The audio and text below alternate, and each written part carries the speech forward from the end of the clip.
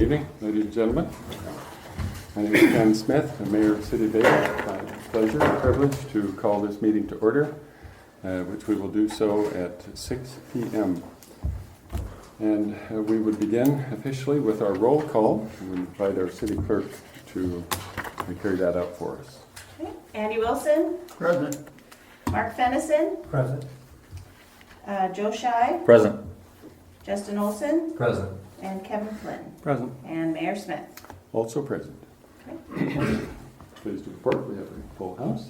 And I can tell you I've been absent for the last couple of weeks and I've sorely missed being within our fair city.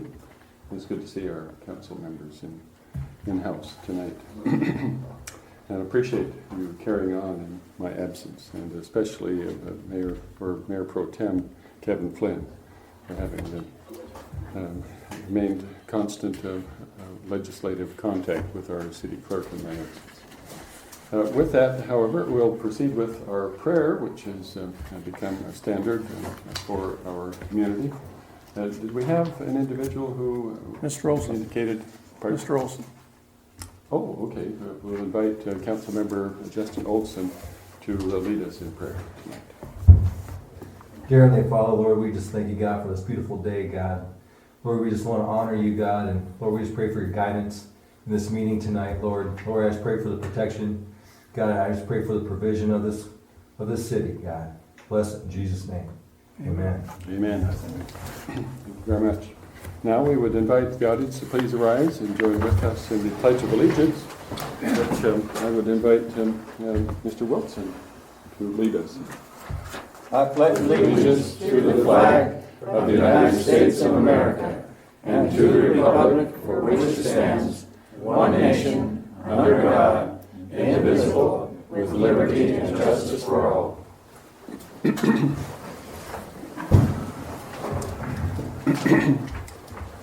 We'll proceed rapidly with the mayor's report.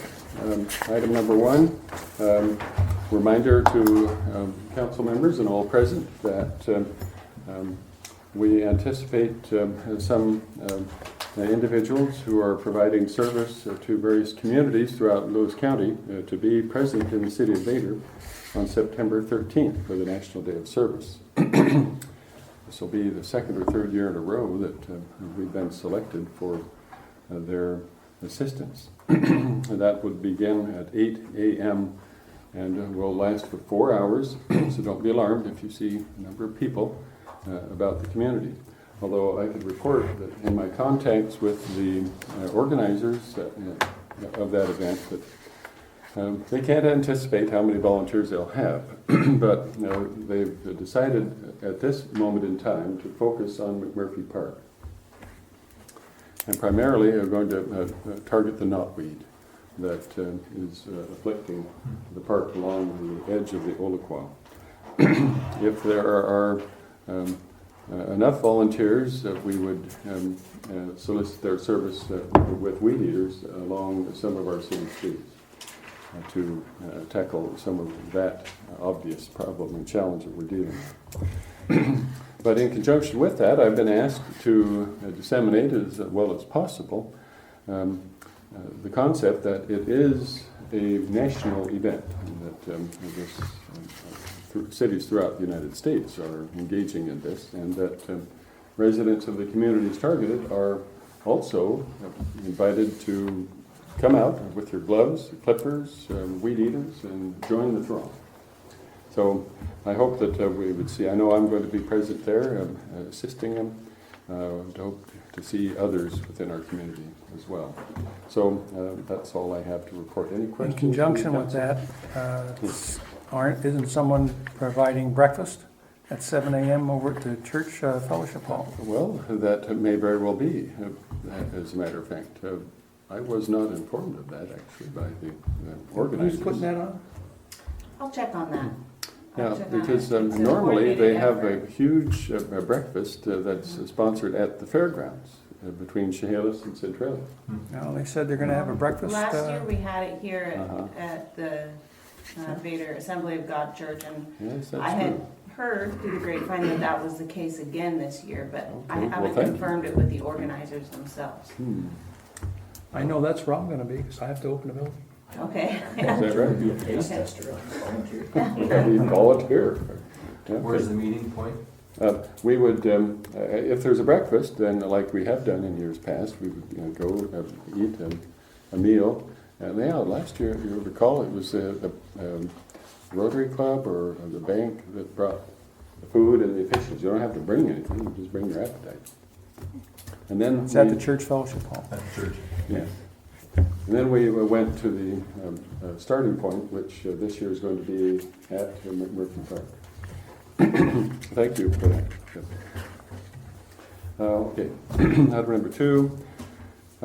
We were informed last week that the City of Vader for 2 consecutive years has been claims-free with the RMSA, the AWC-sponsored insurance company that provides us our insurance coverage.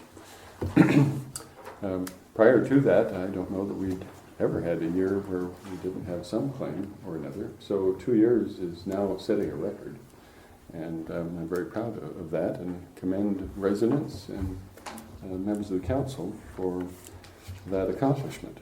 However much credit we can claim for that, but it's a good thing. So I'm pleased to report that. Let's see. I have some things. Okay, the next item I would jump down to number 3, 2015 budget calendar. We just wanted to bring to your attention the calendar that has been prepared for you as we approach September. It's that time of year in which we need to focus on steps necessary to prepare the budget, which is one of the responsibilities of the council.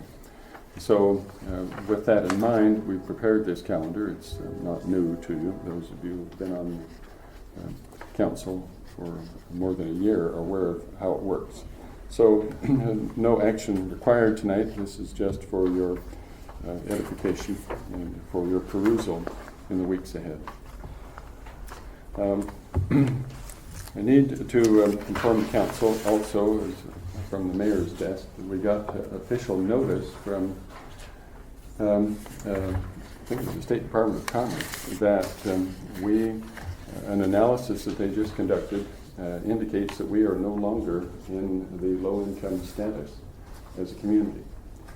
And that does have a potential negative impact on the community, in as much as it may impact the CDBG grant funding and the percentages of payback that we would be imposed upon us. And so I'm concerned about that finding because I don't think it represents the reality of our community. And so we're, just so the council knows, we're going to make contact with Kathy Reed, with the Washington State Department of Commerce. And we're going to check with her to see what options we might have. I'm pretty confident that we'll be told that if we want to challenge that, then we're going to have to engage in a survey ourselves of the community, following the parameters and guidelines of that process. So there will be more to that story, so stay tuned and we'll keep you advised as to what we actually need to do to counter that. All right, last but not least, item number 4. In my absence, I've learned that Mr. Andy Wilson, distinguished, a long-time leader in the city of Vader, has embraced, taken upon himself a task that I think he's thrown his heart and energy into. And I'd like to give to Mr. Wilson some time to explain just what he's been doing for the last Thank you, several Mayor. weeks. First, I want to take and tell you a golden year first, is that we go back many, many years in the city, and so I can talk to you. Of my 31 years in office, I've always wanted to do this, believe it or not. This is an accurate list of all of the mayors from 1906, when the city was established. And I went around to a lot of people, Mrs. Chastain, Carol Broom, and anybody else I can get a hold of, trying to get information of all of these mayors so that I may be able to get a picture. And I'm asking all of you in the audience here, if you know of anybody, your great-grandparents or great-great-grandparents that may have a picture, we can make an 8.5 by 10 photo and put it up. I'd appreciate it, because at the present time, Mr. Becker is the only picture that I may get from Carol Broom, way back when. And I hate to show this, I have a picture of a fellow that has been mayor one time. It's the only picture I have at the present time. But I'm going to tell you, we have, with my daughter's assistant Cindy here, right there, we have worked like the devil. And we think that we be able to get 12 pictures on the wall. Back there, as you come in, and that's where we're gonna put it, so that people who come in the window and they turn around, there's the pictures. Get some recognition of all of these mayors, period. And Cindy, do you have the camera? No. Oh, you didn't? Well, then, we'll have to do this, members of the audience here. The mayor will this week have a picture taken of him. Oh, we won't break any camera, I hope. Besides me and the other people, I want to see this up in recognition for the real old timers. And if you know anybody you talk to that may be a relative way back when, that they can dig out of the file a picture. Thank you very much. I want to see it done. So, on behalf of the council, I'm sure we should extend our appreciation to Mr. Wilson and give him a round of applause. Thank you. Mr. Wilson built this building, and to me, it's only appropriate that there be some historical remembrance of his contribution and others who May I have 30 seconds? please, yes.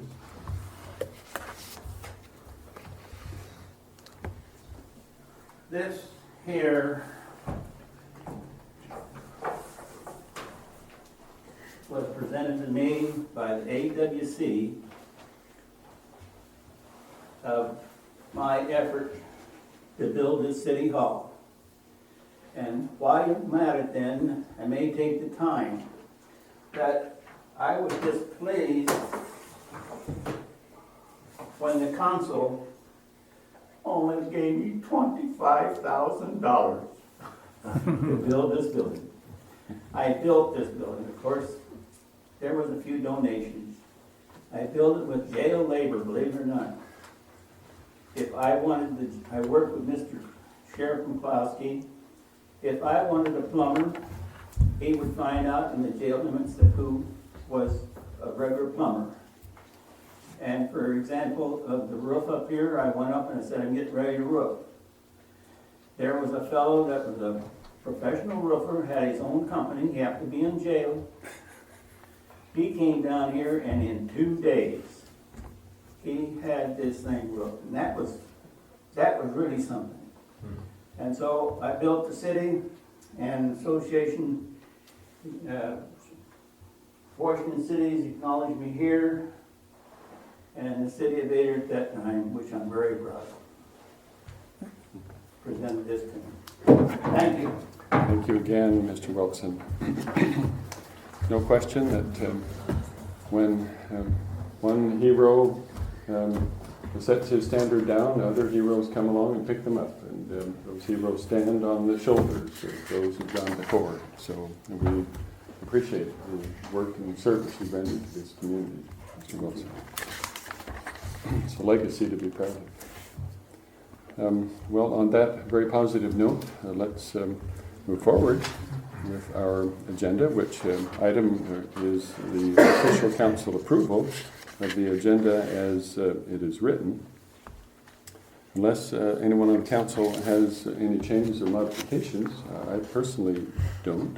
I'd like to put a motion on the table to approve the agenda as written for Thursday, August 28th. Okay, you've heard the motions headed by Mr. Flynn to approve the agenda as it is written. And do we have a second? I second. Okay, seconded by Mr. Wilson. All in favor, say aye. Aye. Any opposed? Okay. Motion is carried. We'll proceed. Now we will approve the minutes from our previous council meeting held on August 14th. I make a motion, we approve the minutes of August 14th, 2014, city council meeting. Thank you. Mr. Wilson, you've heard his motion to approve those minutes. Do we have a second? I'll second that. Seconded by Mr. Olson. All in favor, say aye. Aye. Any opposed? Okay. Voucher approval. I trust the council has had a chance to review the vouchers which have been made available to you. We'll await council action. I'll put a motion forward to, we approve the vouchers for the first half of August for $64,013.28, plus the last half of August for $2,613.27.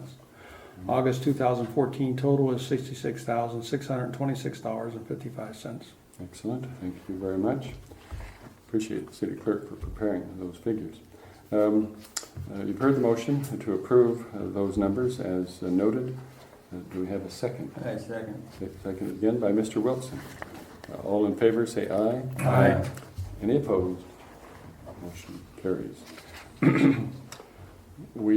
I was informed we would have a special report from the distinguished guest at our council meeting tonight, Judge Nelson Hunt, from the Lewis County Drug Court. I do not see Mr. Hunt here. Got a phone call yesterday that said he was gonna be here, so. Could- Oh, you know what? I wonder I if he bet. doesn't know that it starts Yes. at 6. I I suspect. probably didn't even think to tell him.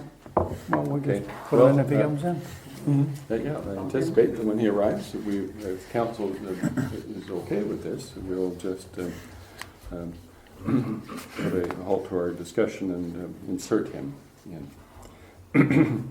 All right, well then that takes us to our public comment. Do we have anyone signed up? Don't have anybody signed up on it. Anybody Okay. All right, chance? that's unusual. Then we'll dive into our unfinished business. I've had a personal conversation with Mr. Randy Pennington, who's a law enforcement officer of the city of Toledo and a member of, you're the commissioner of Fire District 15. Mhm. And he's brought to my attention, and I suspect to perhaps other members of the council's attention, concern that he's got with the EMT services that we've enjoyed within the city of Vader. He asked to take a few minutes to brief the council on his perceptions of that impending challenge. So, Mr. Pennington, if you don't mind taking the microphone. Sure. How long do you think that this would take? Well, I am an elected official, so I'm full of hot air, so I'll try to keep it limited to just maybe 10 minutes. Oh, I'll that try. would be wonderful. Thank you. Thank you, Mr. Mayor, for this opportunity. Most of you probably know me. My name's Randy Pennington. I'm a fire commissioner for District 15. I'm also a director that sits on the board of directors, oversees Medic One, which is a paramedic service. Some of you might know me. I was an officer here in Vader on loan from Toledo for a long time. I've been an officer for 30 years. I'd like to introduce Commissioner Stan Hankins. He is the chairperson of our Board of Commissioners in Winlock. Thank you. Between the two of us, we have, I think, about 80 some odd years in the fire service. Well, thank you for your service to our county. Stan comes to us from the Yakima Valley, where he retired out as fire chief, came up through the ranks, I believe, volunteer up to the ranks and retired as full chief. So we're honored to have him. I thought what would probably be helpful is just a quick historical overview of how we got to where we were today. Most people don't understand ambulance. All they know is when they need one, it shows up and says ambulance on the side. But there's a vast difference in ambulances, and over the last 30 years, it has changed dramatically to the point where I see in the future in a crystal ball that a lot of the volunteer ambulances, as we know and have enjoyed their service, are pretty much on their way out, which to me really saddens me. So in 1982, up until that time, we had basic life support ambulances in Lewis County, of which Vader Riderwood enjoyed that service. Basic life support ambulance is a lot different than an advanced life support ambulance. What's the difference? In a nutshell, basic life support is staffed with an EMT. Back in 1981, it was staffed with an EMT and an advanced first aider. An advanced life support unit is staffed with a paramedic and an EMT. Up until 82, there were no paramedics in this county. In 1982, a paramedic service came down here. 4 paramedics, I was one of them, came out of the city of Tacoma and started a medic system here, and it ran out of St. Helens Hospital. At that time, there was no set protocols on when to use a paramedic. It was whenever the EMTs on the ambulance thought they needed one, we would respond. I responded, one of the very first calls I had in Lewis County was a cardiac arrest down here in Vader. My response time was like 40 minutes. The outcome obviously wasn't good. Some of the differences between an EMT and a paramedic, so you will know, is I was a paramedic instructor. I taught paramedics. I also taught EMTs. An EMT, up until that time, went to school for about 80 hours. That was the course. Cost about $115 for the course. Today, that course has been expanded to over 200 hours. The cost to your district is around $1,000.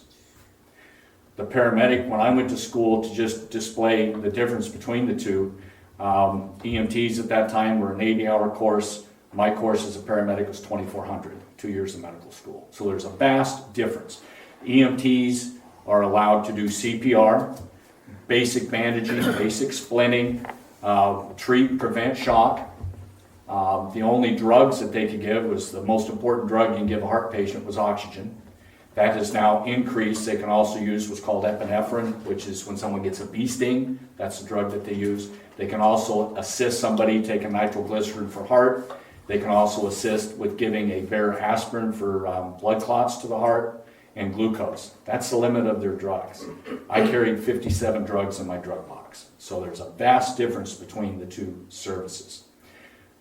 Over the last 30 years, some of the changes has happened is in 1985, Winlock Ambulance could see that there was a need to establish protocols to call a paramedic rather than just waiting, because it was 9 to 12 minutes in Vader, Riderwood, for somebody to get to the scene, assess the patient, and then decide whether or not they need a paramedic.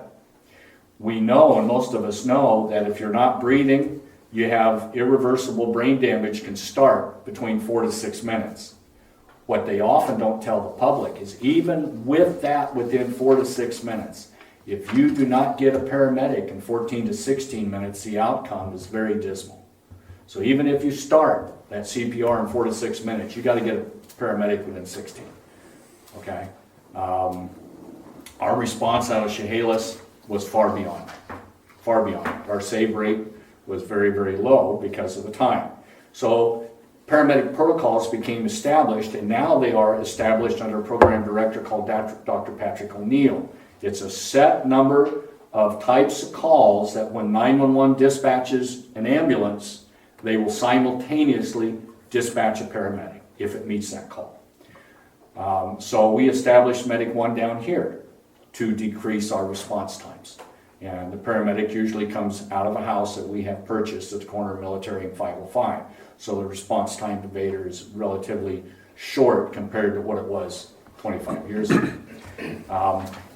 the issues that come into play with this now is in 1990, the state changed the Department of Health to be called, for lack of better words, the EMS trauma system. And they changed how ambulances function. If you assessed a patient with trauma, you now had to be called a verified trauma service. It doesn't matter if the trauma was a splinter in your finger or a gunshot wound to the head. Any insult to the body, considered trauma, you had to be considered a verified trauma service. Now, what did that do to the ambulance? Because of that statute, the ambulances now had to have 2 EMTs instead of 1. Okay? Winlock had to become verified trauma, so did Vader, so did Riderwood to do that. So now our crew status had to increase by 1 more EMT. Interesting things happened back in the 80s. I think this is fascinating. The majority of our crew in Winlock, I can't speak to Vader, but Vader kind of follows where we're at today. Vader's going to be in pretty soon. Back in 81, the vast majority of the EMTs were women because they worked in the home. They were domestic engineers, hard job, but they were available. Now, every one of our EMTs works a full-time job. So what's that mean? That means that we lost that core of volunteers available during the day. The other thing that happened, 80% of our people worked in Winlock or owned a business in Winlock. Now, nobody in our department works in town. Nobody. Jobs pulled them out. The economics have changed, and you see that here, I'm sure. And so again, our pool of volunteers shrunk. Back in 1981 to 82, District 15 ran 5 to 6 calls a month. Vader ran about 3 to 4 a month. Now, we are running, I just checked, we are running 1 call about every 18 hours in Winlock. Vader, bear in mind, 30 years ago, they ran 3 or 4 calls a month. As of June of this year, your fire district has run 93 calls. So the call volume has gone way up. Another thing that has changed, we had St. Helen Hospital. When you went from the scene, you went to the hospital at St. Helens ER. From the time you were toned and left your family, left your home, took a patient to the hospital and got back was about 2, maybe 2.5 hours. Now, because of certain statutes that changed, it's conceivable that you pick a patient up in downtown Vader, downtown Winlock, and by statutory requirement, they have to go all the way to St. Peter's Hospital or all the way to Vancouver. The EMTs don't have a choice. So now, instead of asking a volunteer to give 1 or 2 nights a month for 1 or 2 hours, in our fire district, we're asking them to give up as many as 30 to 40 nights or days a month for 4 hours, 5 hours a pop. So now we're decreasing our pool of volunteers even farther. We saw this coming in District 15 several years ago. We passed an EMS levy, which gives us funding source to pay a staff. We have a paid staff of EMTs that cover the district during the normal business week. And then we count on volunteers business nights. So Monday through Friday during the day, we have a paid crew of 2 EMTs. And in November, we're going to increase that by 1/3 because we're just too busy. Okay? Now, my main topic tonight is how District 15 is interacting with District 20, which is your fire district. It covers Vader. District 20 is a district that was formed by the Cowlitz County Fire District in Riderwood and the Lewis County Fire District that covers this area. It consolidated a year ago and it became District 20. During that consolidation period, they had to reapply for an ambulance license. Under the RCW 18, I think it's 1873, and a WAC that has a statutory requirement for staffing, the state discovered they did not have enough EMTs in Vader to run an ambulance, and they pulled the ambulance license out of Vader. So the Vader ambulance was no more.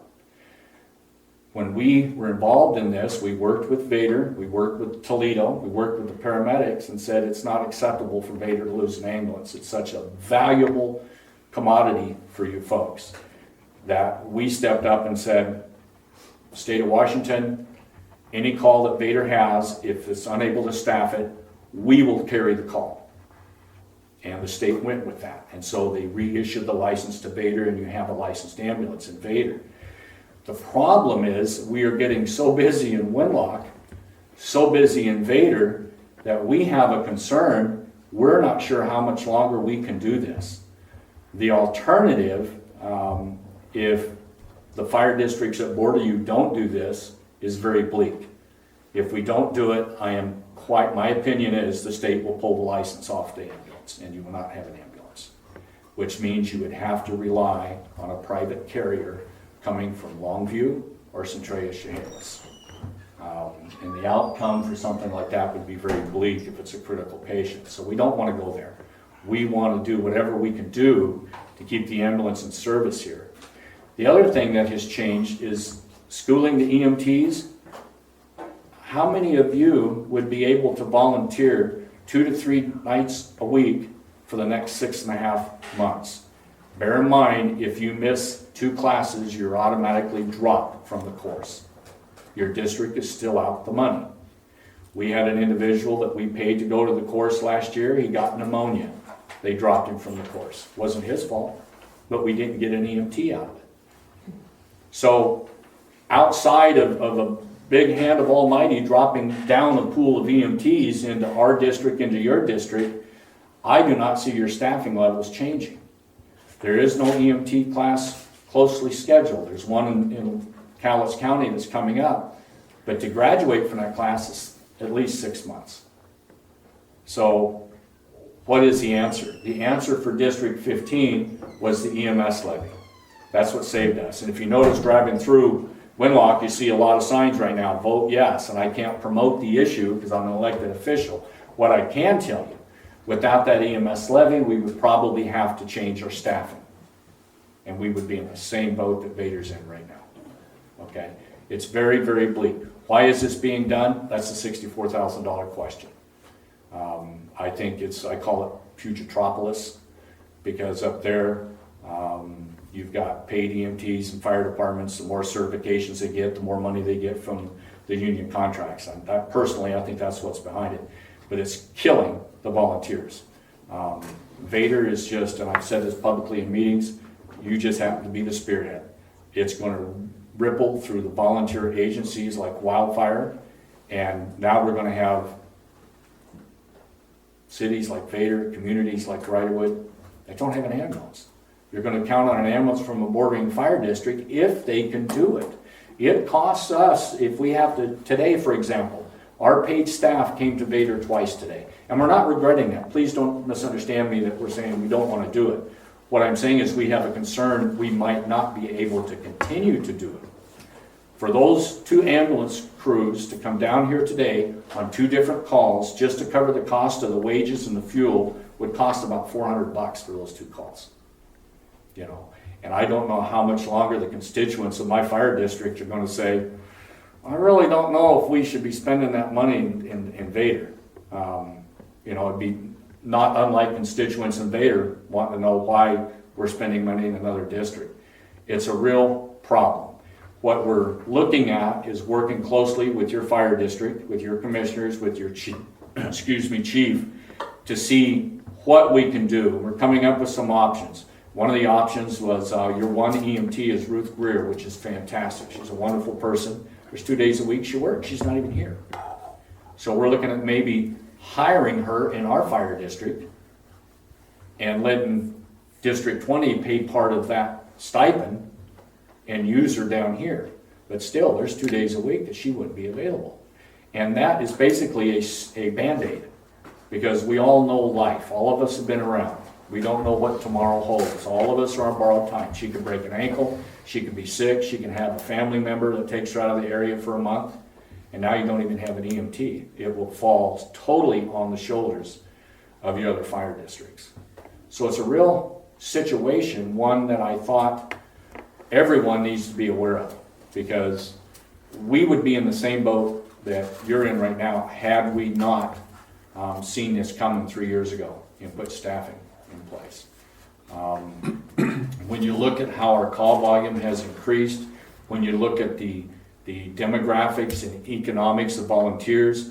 All of you, or I know most of you are involved in church groups and stuff, and you can testify. The people that volunteered 15, 20 years ago, they don't do it today. They're the same ones that do Little League, basketball, church stuff. It's a small group of people. It's getting smaller and smaller and smaller. So I think what I wanted to convey to you is District 15 has an interest in doing whatever we can to support the ambulance service that you've enjoyed in Vader and Riderwood. And we will continue, Stan will agree, we continue to do that as long as we can. But I'm telling you, there's a time coming where we will not be able to, simply because of the call volume and the cost. Where you go from here, I'm not sure. I would suggest the one thing that you could do is have a staff, at least during the day. But that's, I can't speak to District 20, I'm not a District 20 commissioner. But I'd be glad to entertain any questions. I know it's a lot of information I threw out real quick, but yes, sir. I know what you're up against. I was one of the first EMTs for the city of Vader and Riderwood Ambulance. And basically, I worked nights at that time, still working nights until 87 when I retired. And so I could volunteer for the daytime. There was only about 3 of us, the 4 of us, of maybe at the maximum we had 8 EMTs, volunteers. I took my course over in Toledo for an EMT. But at that time, it was the same situation. We couldn't get volunteers to help us out in the city. There was only about 8 of us that I can ever remember. And we bought the first ambulance, and then you know what happened after that. But Yeah. it's rough. It's probably 1,000% worse than what you remember, Andy. And the biggest thing is the education and the cost of educating them now. It's unbelievable. It's just, and they don't do any more than what you did. That's the catch-22. It's no different. So why is it that way? Statutory requirement coming out of Olympia. And it's difficult to fight it. So. Well, I want to thank you very much for the service you're doing to the city. Okay, questions from the council? I have a question. You suggested that the state is going to be the determining element or entity to make the judgment of whether or not we meet the statutory criteria to maintain the system. Do you have any sense as to when the state will make that determination? The RCW that went into effect was 1873-170. It went into effect several years ago. It just hasn't been enforced. And I think what happened with Vader, and again, I'm not a commissioner down here, but I believe what happened is when they had to reapply when the districts merged, you have to submit an application for an ambulance license, and part of that application is to list all of your staff. And when they saw the staff included AEMT, they said, according to this statute, that is not staffing adequate for an ambulance. So the statute is already in place. In the 40 years I've been in the service, the state usually says, you're doing the best you can, we accept that. They don't do that now. They actually enforce it. Okay. And had it not been for District 15 and Winlock, District 2 in Toledo, and the paramedic program sending a letter to the state saying we will cover that for them, you would have lost your license a year ago. But it has been reissued indefinitely. There's not a suspense date on it. It's indefinitely reissued until such time as the staffing goes away. And for this statute, your staffing is actually Ruth Greer and all the EMTs in 15, all the EMTs in 2. The state considers that all, that we're all one big happy family. And that's my concern and Stan's concern. If it gets to the point where we can't do it, and the state finds out that we can't do it, are they going to pull the license from Vader? In my professional opinion, yes, they will. Okay. But again, just to reiterate, we don't want to leave you out on a limb. We're not saying we're going to abandon you. We're going to continue doing what we're doing as long as we can financially and physically do it. And I'll mention this to Andy because he knows my wife. My wife has been in the service for 35 years as a volunteer, and she is to the point where she says, I am done. The continuing education, you'll remember that, Andy? Yep. The continuing education now is so strict, it's not once a month anymore, it's every week. Most departments are using a Saturday or a Sunday. On Sunday, you're asking them to give up family time, you're asking them to give up church time. And people are saying, it's not worth it, I'm not doing it anymore. And you're no different than every other fire district in the state that's going to address this. You just have to be the one that, for whatever reason, got put out front. So, We had a rough time trying to keep volunteers when I was, for the 20 years that I served in the fire department and in our ambulance service, and it was rough. Just trying to get volunteers. Well, thank you for that alarming and yet valuable and insightful presentation.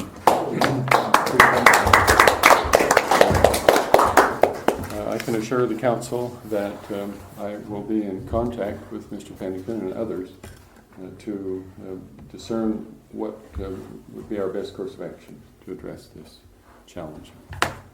But I would state that in all candor, the city of Vader is somewhat unique from other larger communities because there's a direct affiliation with most EMT, emergent ambulance, and fire services. But here, District 20 has a rather autonomous relationship with the community.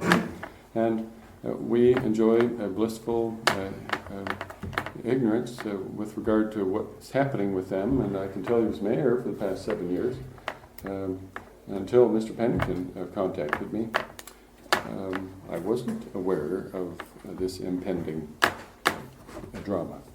So I find it fascinating that even though they provided services to us, that we have not necessarily been in the information loop as to the impending challenge. So we'll see what we can do to rectify that. And I would state lastly that I know that finding volunteers is always difficult, but my experience in the city of Vader is that when one makes a fervent request for assistance, that I've been startled invariably at how we get responsivity from our residents. So let's hope that perhaps a combination of determination, council will, and community will to resolve the problem, we can do that. So anyway, with that having been said, we'll keep you advised. I did note that we're honored to have the presence of our distinguished Judge Nelson Hunt with us, who's arrived. And I know that you've asked to take some time for the council, and we're somewhat chagrined to realize that we didn't tell you our meeting had been changed to 6 o'clock, not 6:30. Checked yesterday. Yeah. It even dawned on me. I apologize, yes. Yeah, it was a new thing that happened in the last 10 days, so we're still adjusting ourselves to this. After confirming with Navavine on Friday, they canceled their meeting on Tuesday without notice. Well, it could have been worse. We didn't cancel, we just changed times. Yeah. Right. Well, with that, we knew that as soon as you arrived, we'd invite you to take the podium All right, thank you. and provide your input to the council. How long do you think, Judge, how long do you think? your About 5 presentation- minutes. Okay. Good. I have some handout material here, one for you and one for everybody else. I want to thank you for the opportunity to come and update you on what the 0.1% sales tax increase has done for Lewis County Drug Court. I know that there was some opposition here when I was here last, and actually I kind of appreciate that because it gave me an opportunity to answer some questions. But I don't think that that I should exclude you just because the resolution did not pass, or you can keep that if you want. The main thing is I'm not here to ask for anything. I'm here to just tell you what the money has done and tell you how we are handling the funds that the Board of County Commissioners authorized for us. And I thought that our 10-year anniversary would be a good time to do that, and I made appointments to speak with all of the smaller towns or the organized towns, I guess I should say, in Lewis County. Well, at the time I was last year, I was supporting the passage of that 0.1%. We had a capacity in adult drug court of around 30. We now have expanded that capacity to 40, and we have started, and this is a really big change, another court for family called Family Drug Court, and it treats individuals who have lost their children due to drug and alcohol, at least in part drug and alcohol addiction. The idea being that if we can get that taken care of, they're more likely to become better parents and get the children returned to them quicker and take some of the load off the foster care system. That court has a capacity to treat approximately 3 to 4 families with an outside capacity of about 20 children. That's if it's going, that's what we anticipated growing into. It is not at that capacity at the moment. That court is run not by me, but by Commissioner Tracy Mitchell. Court Commissioner Tracy Mitchell is acting as the judge there. Another development is with respect to the clientele that we are serving.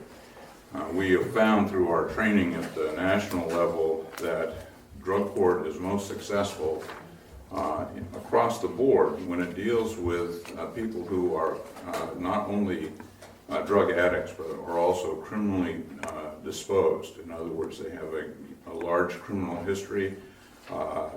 We only take people in, generally speaking, with nonviolent criminal histories, but that may mean sometimes in excess of 20 felony convictions. These people are hardened criminals and hardened drug addicts, and they are harder cases for us to take on, but the research shows that when we have success with that group, that dealing with long-term addicts is the best bang for the buck, so to speak, that we can come up with. Now, unfortunately, that leaves a gap in services which we would like to serve, but really there's no model to do so, nor is there the ability for us to do so, and that's the recreational drug people who are not yet hardened criminals or addicts, but our model works best with the people with significant criminal histories and addiction. They're very difficult individuals to supervise, but as I indicated, the success when we see that is greater. In this quick sketch, I want to point out a couple of things that the handout material covers. That handout material is taken from a much longer presentation that was given to the Board of County Commissioners back in May during National Drug Court Month. The first thing that people always want to know is how successful are you and what is your recidivism rate? And I need to explain, first of all, what success is for us. Success for us is that these individuals who have this extensive criminal history do not return with a felony conviction for 5 years after graduation. The national standard, the model, is 2 years after graduation, but I made the decision that we would track for 5 years because I felt the amount of money that we're spending on these individuals that we really need to show better than the time they're in the program plus 2 years. That means, of course, that we'll be increasing our failure rate because as time goes by, people do fall away. However, for those 5 years, we have a recidivism rate right now, as I stand here, of 10.4%. Now, that doesn't mean very much standing on its own. However, much of the research has shown that if you have these individuals, high-risk, high-need individuals, out in the community without the support of drug court or a very effective probation program, the recidivism rate is somewhere between 60 and 75%. So our success rate is astonishing, frankly, and I know that it is not, I get all the credit, but in fact, the credit really goes to the team that we've put together. The Eugenia Center is our treatment provider. Paul Degas, our defense attorney.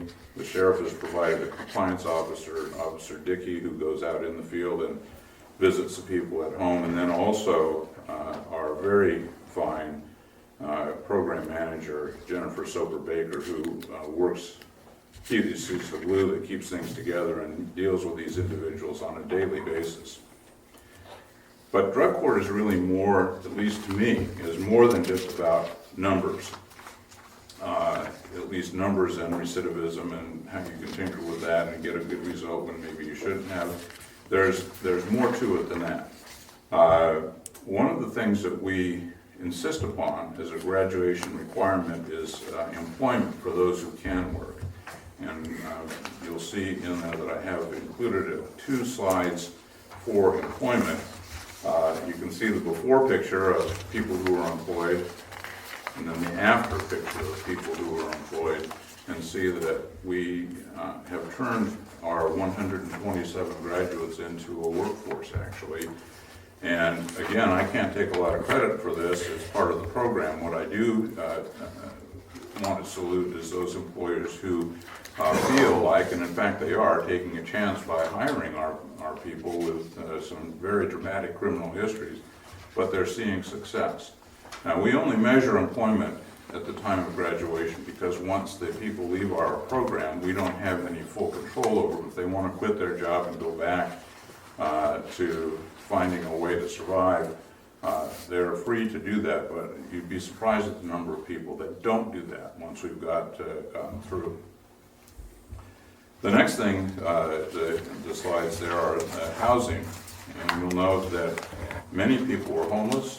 Some were couch surfing, some were living with their parents still at the age of 35 or 40.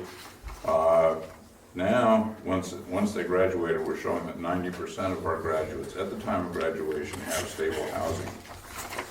So those are 2 areas that get overlooked, I believe, particularly the employment one, because when we have someone who's employed, and I mean the legitimate employment where they're being paid a paycheck and their taxes are being taken out and those sorts of things, that really turns around and pays the community back in some small measure. But beyond all of that, we have the human stories. One of the things, this is my favorite statistic because it is really dramatic. We have had born to our female compliance or to the male people who are in drug court, but also have a female who gets pregnant, and it happens a lot. We've had 15 babies born in the program. Now, that's not from all time, that goes back only 7 years. 15 babies, all of which were born drug-free. Now, the reason that that's important is that the studies I've seen, and they are unanimous in this, I don't know where or how they calculate it, but they calculate to get a drug-addicted baby from birth to age 18 is $1 million per child. Now, I can say that I could say, well, we've saved you $15 million. I'm not going to say that. That would be a little bit difficult. But what I will say is that in human terms, we have 15 non-addicted children.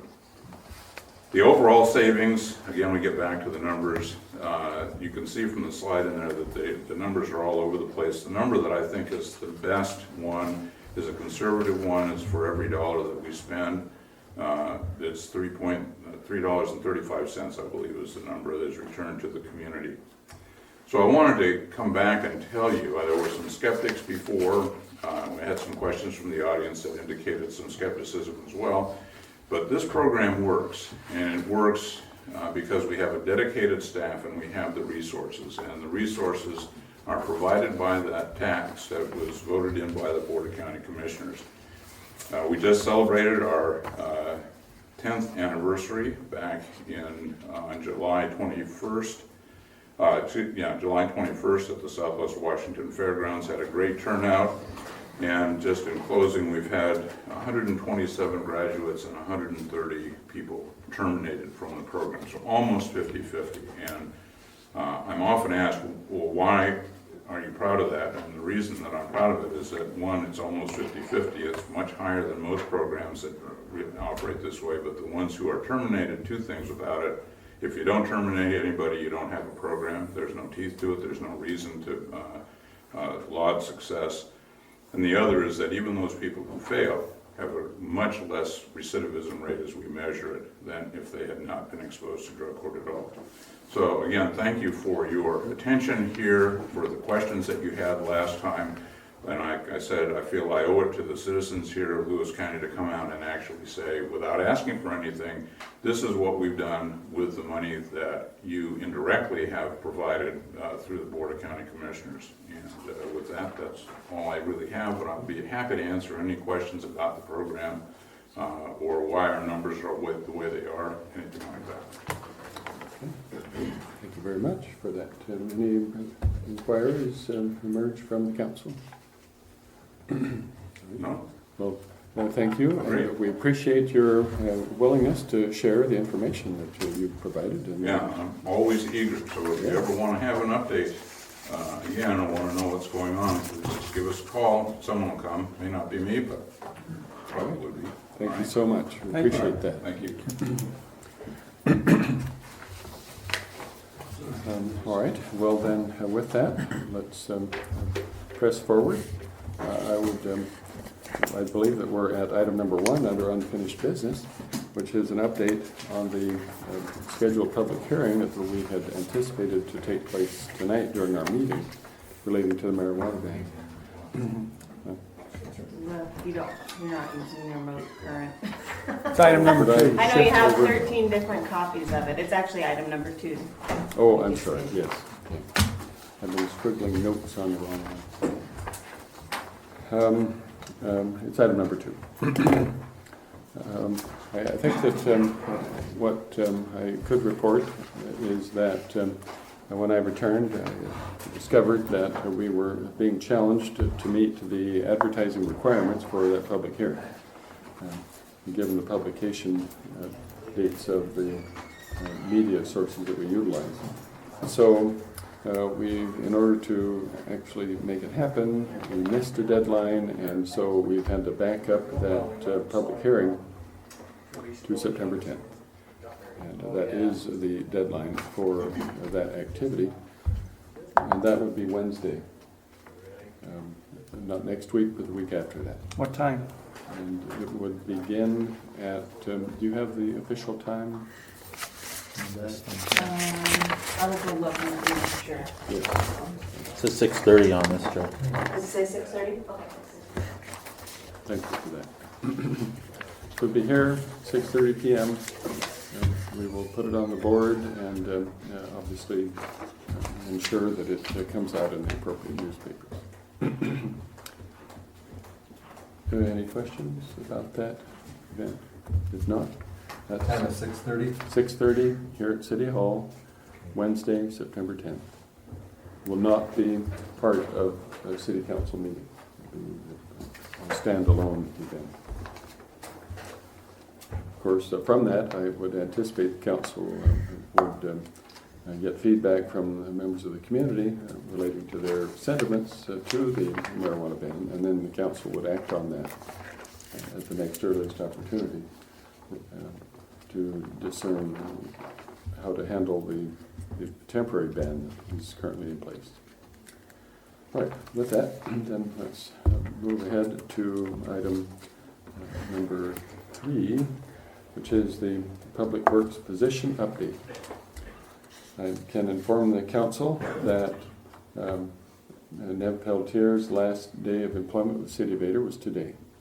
And fortuitously enough, I went through the applications we'd received, and we did receive 3 of them, and selected from them an applicant, an individual, and interviewed him today to assess his viability to fill that vacancy. And I'm very pleased to inform the council that, in my opinion, once again, I believe that we're not averse to looking heavenward for miracles that have happened to this community, and I was absolutely impressed with the skill set that this individual brings to this position. His name is Jonathan Flatt. He's currently employed with Aqua Services in Wenlock, Washington. He lives about 2 miles north of, maybe 3, north of Vader, outside the city limits. But he's honest, hardworking, has an impressive array of talents. He's skilled with heavy equipment, backhoes in particular, forklifts.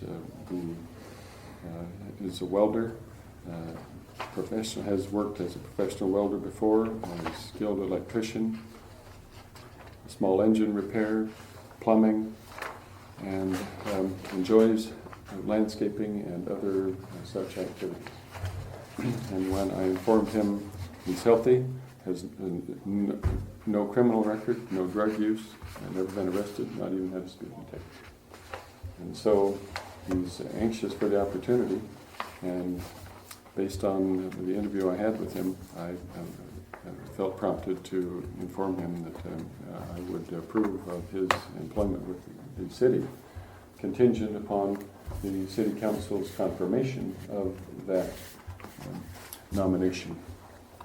So, and if the council does approve, he's willing to start immediately, even tomorrow if necessary. So, with that, I would solicit council questions for additional information if you'd like, or even council action to confirm my nomination of Jonathan Flatt as our next part-time Public Works employee. I'd say just confirm it. Let's do it. Okay, is that a motion?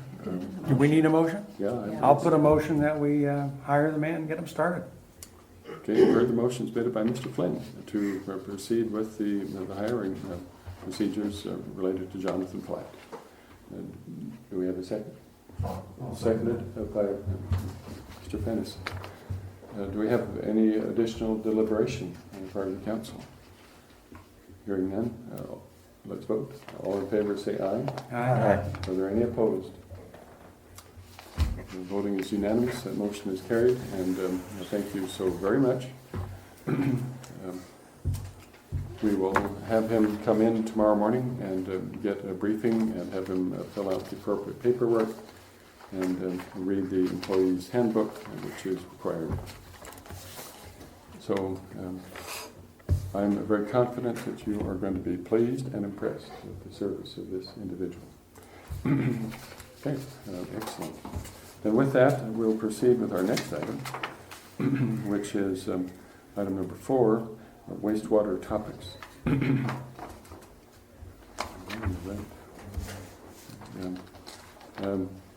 4A is sewer plant improvement options. This is an update I received on the latest developments with our waste treatment plant analysis being conducted by DHC Engineering Company out of Seattle. I can report that we received an email for yesterday from Chris Kelsey with DHC, and he reports in his email, and we could have a copy of this provided to you. He submitted it for community for information purposes. He'd like to set a meeting with a teleconference with myself and anyone else who's interested for that matter. Did we set a date and a time? Yes, he set a date for the 3rd, which is Wednesday at 10 o'clock. Okay, Wednesday, It'll be September a 3rd, conference call. 10 o'clock. I know that historically Mr. Flynn has represented the council in these matters, and I would invite Mr. Flynn, if you'd like, to participate in that, or anyone else for that matter on the council. When is that? That'll be September 3rd at 10 o'clock here at City Hall. Thank you. Okay. He's also planning to be here at the September 11th meeting Oh, to finalize with council the selected option okay. that council wants them to focus on. I can report that the information that he's providing in this email indicates that it may not be necessary to have or construct a filter on our system as the water enters the river source, based on the state's latest guidelines regarding quality of effluent. However, it would be cheaper for the city. In order for that to happen, we would have to install a pipe from our system to the Cowles. And based on that, he provides a recommendation for the alternative for the council to consider. And so the essence of it is that from their analysis, one particular alternative has risen to the top. And that's what he's going to discuss in this teleconference call and will likely report on the 11th. So without getting into more particulars, but we have a copy of this for you if you'd like, for your review. So that's what I would report from the EHC Engineering Company. We are inching very close for council action. 4B, an update on the side sewer and manhole repair project, which is inching so very close to breaking ground. Let's see, it's my understanding that a meeting was held, when was that meeting, 2 days ago? Yesterday. And it was a call for contractors to come and look at what the manhole repair project would entail, and to get estimates from those contractors. Apparently, 5 contract companies showed up, and so Mike Marshall, who was heading that, they took them around and described exactly what would be expected of them. So after that presentation, we should expect to get an estimate from one or more of those entities. And once we get that, then the council can move forward with that project. That's the latest. Mr. Marshall from Gibson Olson also provided us with a copy of the bid documents. It's like 100 pages, so we have that, one copy of that in the office if you'd like to look at it. It is online as well. If you want to know where to go to get that, I can give it to you. Actually, it's on our city's website. But if you want to view that, thank you for offering that. It's available. That would be good. For the public as well. Okay. Let me insert here that, and I'd be remiss if I didn't. I don't have to, but I probably should note that we had representation at that meeting, and there were some questions, concerns, strike the word concerns. There were some inquiries made from contractors that led us to believe that we need to ensure as a city that we have an engineer who's qualified to represent the city's interests in ensuring that the monies that we have to spend on this are expended wisely and accomplish the objective of this project. There may have been some concerns from inquiries raised that we want to be very vigilant in that activity. And I'm pleased to remind the council that we've got an engineer in contract. And based on that feedback, I would like to inform the council and correct me, give me guidance if you feel so inclined, to utilize the services of that engineer to monitor very carefully exactly what Gibson Olson do in fulfilling that contract.